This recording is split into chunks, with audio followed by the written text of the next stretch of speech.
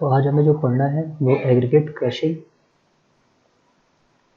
Value है, ठीक है। Aggregate crushing value last time हम लोगों ने डिस्कस किया था डायनेमिक फोर्सेस एंड इम्पैक्ट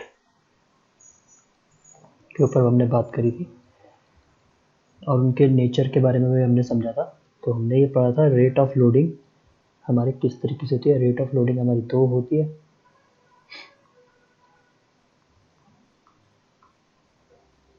एक हमारी स्टैटिक होगी और एक हमारी डायनामिक होगी, ठीक है। अब ये लास्ट वाले जो था, लास्ट वाला जो एक्सपेरिमेंट था जो हमारा इम्पैक्ट से रिलेटेड था, उसमें हम क्या कर रहे थे, एक हमारा हैमर था जो 14 kg का था, इसको हम ड्रॉप कर रहे थे अपने सैंपल के ऊपर। ये हमारा सैंपल था और ये जो डिस्टेंस थी वो थी 38 सेंटीमीटर के अप्रॉक्स, और इसको हमने कितनी बार ड्रॉप किया था, 15 टाइम्स ड्रॉप किया था।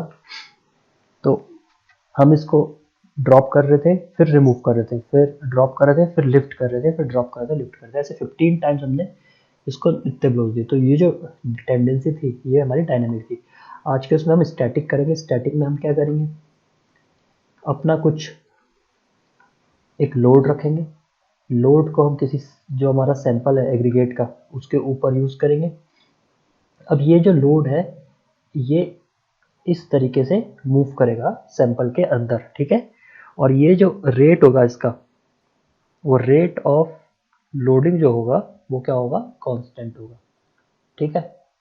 समझे आप इस चीज को, ठीक है। अब यहाँ पे हमें समझना ये है कि सैंपल क्या है। सैंपल अभी हम थोड़ा सा और अच्छे से समझते हैं, ये तो थोड़ा एक रफ आइडिया था, ठीक है। मैं सबको फिर से, today we are going to provide static loading को प्रोवाइड कर रहे हैं on your sample.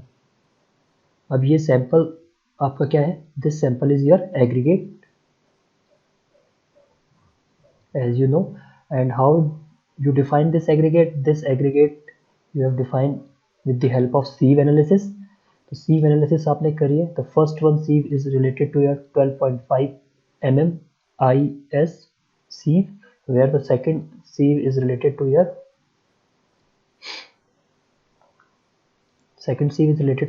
10 mm IS sieve, ठीक है। तो आपने इससे क्या कराना है, जो एग्रीगेट पास हो गए, इससे पास हो गया और इस पर रिटेन करना है, ठीक है। तो ये जो एग्रीगेट है जो रिटेन हो गए, इसको आप कंसिडर करेंगे एज ए सैंपल, ठीक है। उसके बाद this is your step 1। Step 2 में आप क्या करेंगे, ये जो सैंपल है आपका इसको आप क्या करेंगे, ओवन ड्राई करेंगे। ओवन ड्राई का टेम्परेचर ये सबके लिए सेम है, degree Celsius, and the duration will be 4 hours, ठीक है।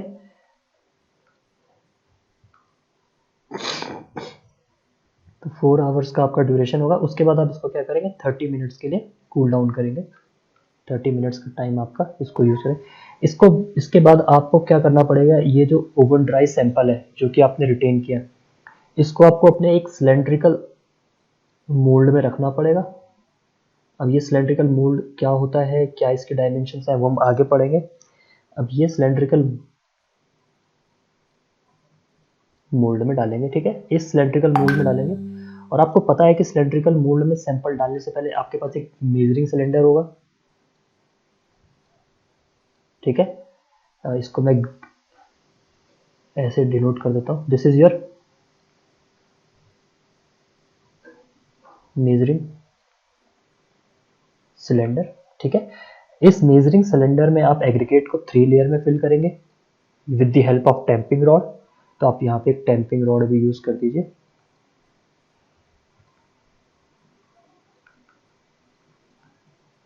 टैंपिंग रॉड के साथ इसको 3 लेयर में यूज करेंगे, ठीक है। और जब इसे 3 लेयर में यूज करेंगे तो इसका वेट फाइंड आउट करेंगे, W1, ठीक है। अब ये W1 वेट आपने वेइंग बैलेंस करना है, तो जो आपके पास फोर्थ एपरेटस होगा वो क्या होगा, वेइंग मशीन होगा। और ये वेइंग मशीन की जो एक्यूरेसी है वो आपकी वही होगी जो आपकी लास्ट एक्सपेरिमेंट में थी, मतलब ये आपका 0.1 ग्राम तक मेज़र करने की इसकी कैपेसिटी होनी चाहिए। तो W1 वेट आपने यहाँ से मेज़र करके इस मोल्ड में डाला। Now what you will do, the fourth step के बाद आपका क्या हुआ, फिफ्थ स्टेप, आपका जो मोल्ड है जिसमें आपने W1 वेट ऑफ सैंपल डाला है, इसके ऊपर आप एक लोडिंग क्रिएट करोगे। अब ये जो लोडिंग है इसको मैं रेड से डिनोट कर देता हूँ, दिस इज योर लोड, ठीक है। अब ये लोड कितना होता है, क्या होता है, वो हम आगे पढ़ेंगे। ये लोडिंग आपने इस पे अप्लाई करना है, ये आपका क्या है, सैंपल है, ठीक है, W1। इस सैंपल पे लोडिंग अप्लाई करनी है और किस डायरेक्शन में करनी है, इस डायरेक्शन में करनी है, डाउनवर्ड डायरेक्शन में, ठीक है। तो ये जो लोडिंग होगी ये क्या होगी, ग्रेजुअल लोडिंग होगी, और इसीलिए हम इसको क्या कहेंगे, स्टैटिक लोडिंग कहेंगे, क्योंकि ये ग्रेजुअल है। ग्रेजुअल मतलब ये होगा delta L versus delta T is constant. तो जो रेट ऑफ लोडिंग है वो क्या होगी, कांस्टेंट होगी यहाँ पे। तो ये करना है। इसके बाद हमें क्या करना है, ये सैंपल, इस सैंपल मोल्ड को after the certain time duration we just remove this sample, and six step में हम इसे क्या करेंगे, सिक्स स्टेप में हम इसको क्या करेंगे, अपने सीव से पास करेंगे। और ये जो सीव होती है ये आपकी होती है 2.36 mm की सीव होगी, IS सीव होगी। इसमें आपका क्या आएगा, पूरा का पूरा W1 सैंपल आएगा, और इससे जो पास हो गया वो आप कहलाएंगे W2 सैंपल, ठीक है। This W2 sample is consider as your loss, ठीक है। तो जो यहाँ पे क्रशिंग एग्रीगेट वैल्यू होगी वो क्या होगी, W2 compare to initial weight multiply by 100। So this is very simple. और ये जो रिप्रेजेंट करता है किसको, स्ट्रेंथ को। लास्ट टाइम में हमने बताया था कि एक स्ट्रेंथ होता है और एक टफनेस होता है। इम्पैक्ट में हम टफनेस यूज़ करते हैं और फॉर स्टैटिक लोडिंग के लिए हम स्ट्रेंथ यूज़ करते हैं। तो इसको मैंने डिफाइन किया था कि स्ट्रेंथ का मतलब ये होता है the ability to resist the load with respect to time at a constant rate, where the toughness is related to your resistance of impact loading. So this is all the procedure of this experiment. आपको इसी तरीके से figure wise इन्हें याद रखना है। अब हम सबसे पहले मूव करते हैं कुछ इंपॉर्टेंट पॉइंट्स पे जो यहाँ पे समझना होगा। सबसे पहले इंट्रोडक्शन, आप इसे पढ़ लीजिए। आपको मैंने ऑलरेडी बहुत सारी चीज़ें बता चुका हूँ related to your static loading, how the static loading is act on your pavement, we all discuss that phenomena. And if you are not aware those phenomena, you can go through these points, and this paragraph will tell you about the importance of crushing value test, ठीक है। तो आप इसमें जाइए, इसको पता करिए। बाद में apparatus we already discuss, apparatus में आपको क्या क्या चाहिए। अब यहाँ पे जो इंपॉर्टेंट चीज़ है वो यहाँ पे ये है कि steel cylinder with open ends and internal diameter, ये वो स्टील सिलेंडर है, ठीक है, इसको एक याद रख लीजिए। Measuring cylinder measures having internal diameter and height, एक ये सिलेंडर, दो सिलेंडर होते हैं यहाँ पे आपके, एक तो मेजरिंग सिलेंडर होता है, एक वो सिलेंडर जो मोल्ड होगा, ठीक है। Steel tamping rod with one and, ये तो आपकी टैंपिंग रॉड है, TA,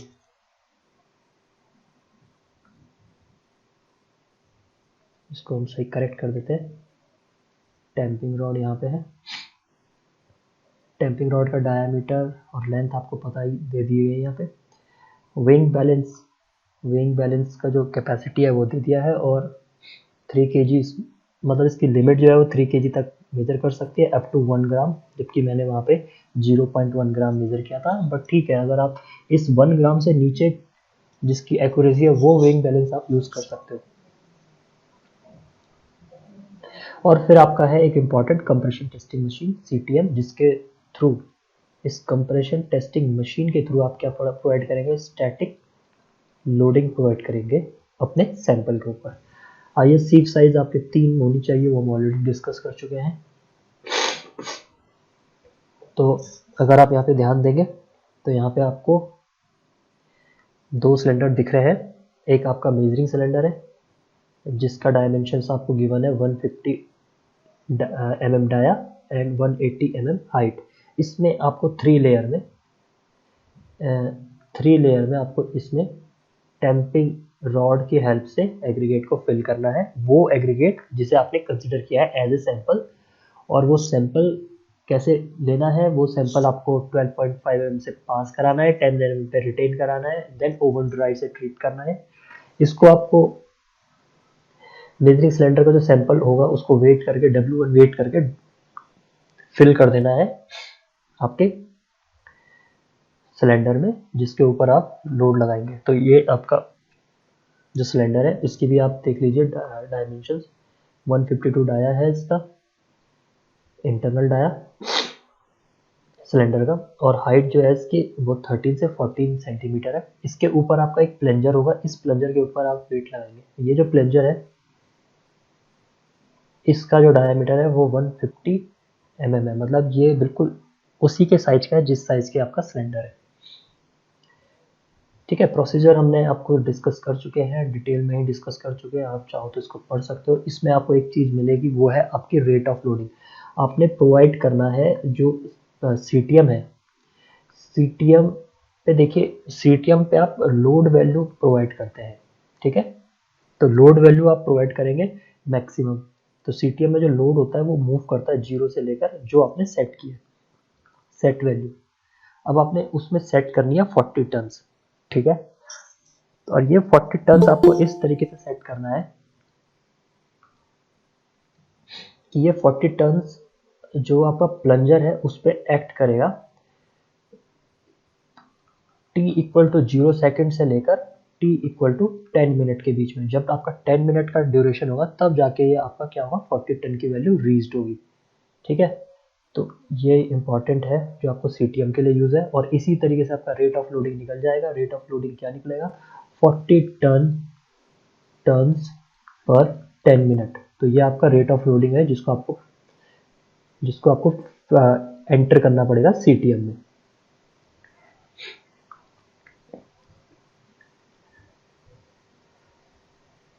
तो यहाँ से आपका जो आएगा वो 10 टन पर मिनट आया। देखो 10 टन पर मिनट जो आपका रेट ऑफ लोडिंग आया, इसको आप एंटर नहीं कर सकते CTM में। CTM में आप एंटर करते हो लोड की वैल्यू। ठीक है, और या फिर आप एंटर करते हो उसमें प्रेशर, जो प्रेशर मतलब होता है कि एक्सटर्नल फोर्स अपॉन एरिया, तो वो आप एंटर करोगे वहाँ पे। तो इस तरीके से आपको CTM में वो वैल्यू कंसिडर मतलब इनपुट देने पड़ेंगे, then it will give you output. उसके बाद सारा प्रोसीजर आपके सामने है, कैलकुलेशन आपको प्रोवाइड कर दी गई है। रिजल्ट जो आपकी वैल्यू होगी क्रशिंग वैल्यू टेस्ट की, वो रिजल्ट आप लिख लीजिएगा। और उसका जो एप्लीकेशन होता है वो आपको यहाँ पे गिवन दे रखा हुआ है टेबल के फॉर्म में। तो आप टेबल से चेक कर सकते हैं कि जो क्रशिंग वैल्यू का एप्लीकेशन है वो क्या होता है। इसके अलावा हमारे पास अगर जो बड़े एग्रीगेट है, अगर हमें उसकी क्रशिंग वैल्यू निकालनी है तो उसके रिगार्डिंग भी यहाँ पे हमें अपने इंस्ट्रूमेंट को चेंज करना पड़ेगा। और इंस्ट्रूमेंट का मतलब यहाँ पे यह है कि measuring cylinder and the mould which is placed inside the CTM will be change in dimension wise. तो यहाँ पे भी आप देख सकते हैं, but for our purpose we just only stick to our sample W1 which is related to 12.5 and 10 mm sieve analysis.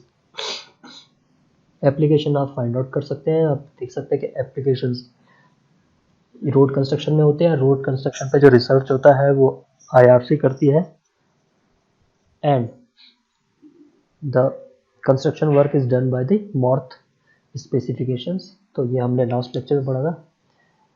तो ये इस तरीके से आपका आज का लेक्चर खत्म हो गया। अब हम इसका क्या करते हैं, अब हम इसकी वीडियो देखते हैं, एक वीडियो। ठीक है, ओके सर।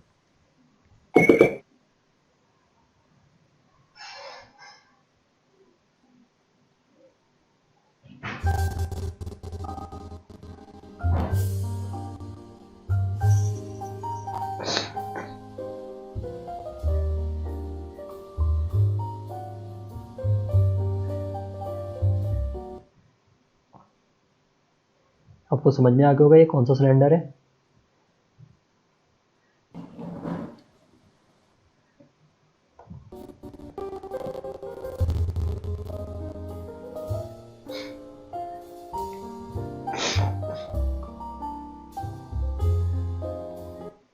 देखिए कंप्रेशन टेस्टिंग मशीन, ध्यान से देखिए, कंप्रेशन टेस्टिंग मशीन में जो कैपेसिटी होती है, अगर आप ध्यान देंगे तो जो कैपेसिटी है वो मैक्सिमम दी होती है। तो आप यहाँ पे लोडिंग कंडीशन को चेंज करते हैं, ठीक है।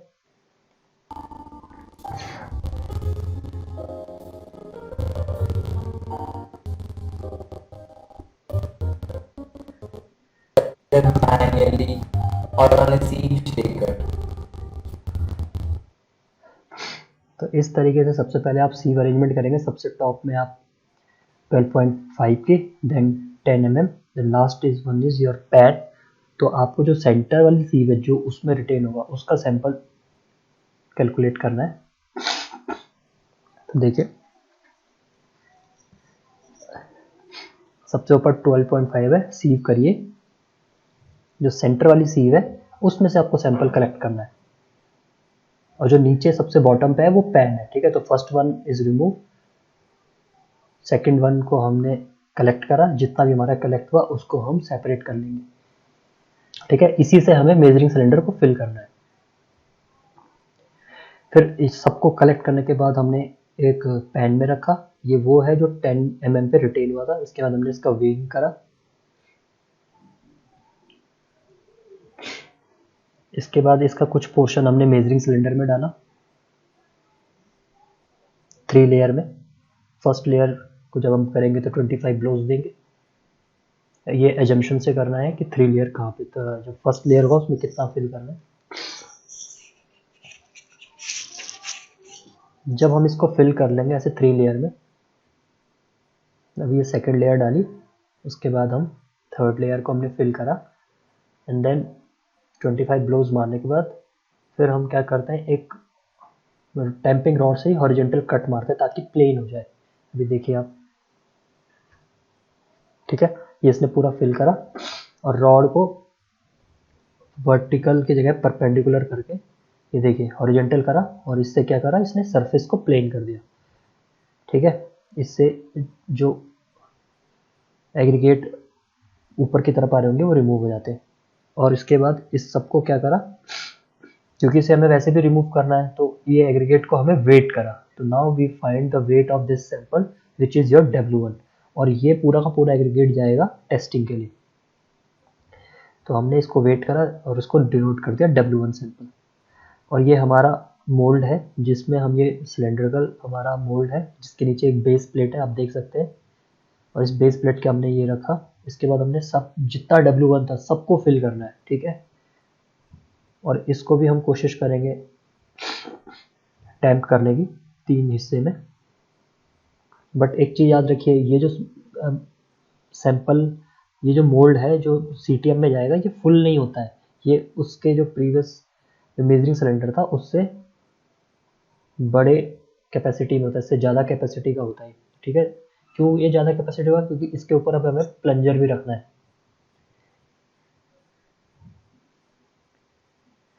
अब हम प्लंजर होगा, प्लंजर आपका एक वेट होता है, देखिए प्लंजर भी आपको यहाँ पे दिखा रखा है। ये जो प्लंजर है दिख रहा होगा आपको, इस प्लंजर को उठाने के लिए आप टैंपिंग रॉड को ही डालेंगे और इससे इसको उठा के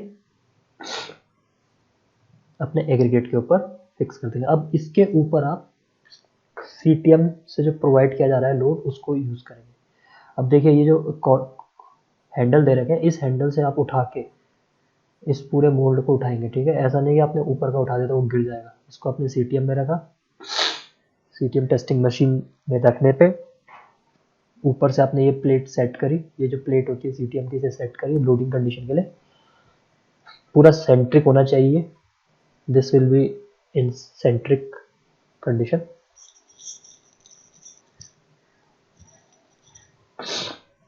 और यहाँ पे फिर आपने लोडिंग लगाना शुरू कर दिया। लोडिंग क्या सेट करा आपने, जो टॉप वैल्यू है वो आपने 40 सेट करी, कितने मिनट में पहुंचना चाहिए, 10 मिनट में पहुंचना चाहिए, तो इस तरीके से आपने सेट कर दिया।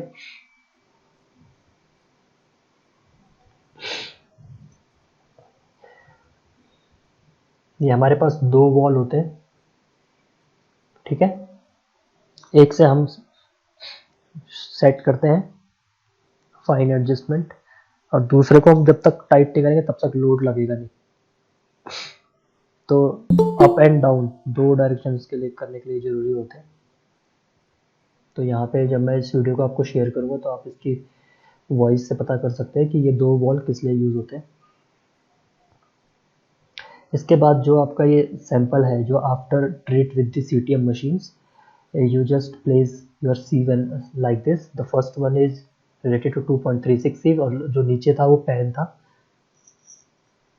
थोड़ा सा हम इसे रफ करेंगे बिकॉज CTM के लोड से ये पूरा का पूरा कंप्रेस हो गया है।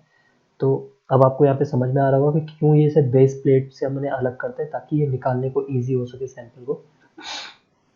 अब ये पूरा का पूरा सैंपल हम डालेंगे इस 2.36 mm की सीव पे and then we apply force.